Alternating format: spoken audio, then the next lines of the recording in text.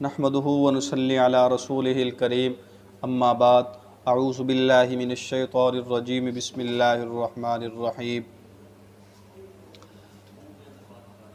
آج کا ہمارا جو سبق ہے اور درس ہے وہ یہ ہے کہ روزہ کا فدیہ کیسے ادا کیا جائے اور اس کی مقدار کیا ہے، اور فدیہ کن لوگوں پر لاگو ہوتا ہے۔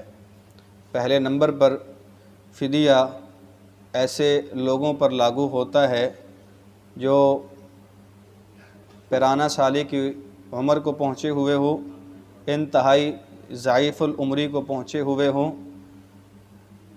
اور شیخ فانی ہو، یا ایسا شخص جو مریض ہے اور اس کی مرض ایسی ہے کہ اس کے صحت یاب ہونے کا کوئی چانس نہیں ہے، یا پھر ایسی مریضہ ہے جس کے صحت یاب ہونے کا کوئی چانس نہیں ہے، تو ایسے لوگوں کے لیے روزہ کی قضا ہے، اور قضا کی جو صورت ہوگی وہ روزہ کی صورت میں نہیں ہوگی بلکہ وہ فدیہ کی صورت میں ہوگی۔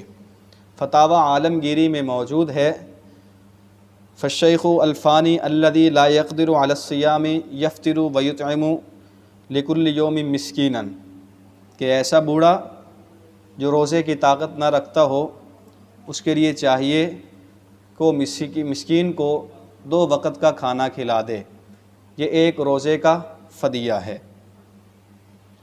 اور اب دوسرے نمبر پر ہے، اگر کوئی ایسا شخص جو رمضان میں بیمار ہے، روزوں کے ایام میں بیمار ہے، لیکن بعد میں صحت یاب ہو جاتا ہے، تو اس کے لیے فدیہ نہیں ہوگا بلکہ اس کے لیے روزوں کے ذریعے سے قضا لازم آئے گی۔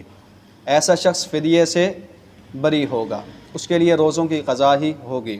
ہاں، اگر بیماری عروج کو پہنچی ہوئی ہے، صحت یاب ہونے کا کوئی چانس نہیں ہے، کوئی موقع نہیں ہے، تو اس صورت میں فدیہ لازم آئے گا۔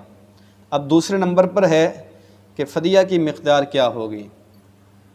فدیہ کی مقدار 2 سیر گندم ہے، یا اس کے برابر قیمت ہے، یا پھر دن میں ایک مسکین کو 2 وقت کا کھانا کھلانا ہے۔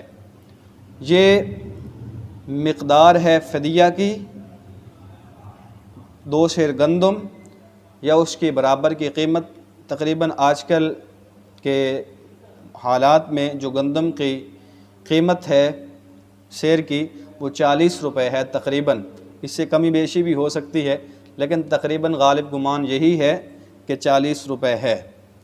تو اسی طرح 2 سیر گندم ہوگی، یعنی وہ ایک روزے کے 80 روپے سے 100 روپے تک ادا کرے گا فدیہ کے طور پر۔ اور دوسرے نمبر پر یہ چیز ہے کہ اب یہ فدیہ دے کسے سکتا ہے؟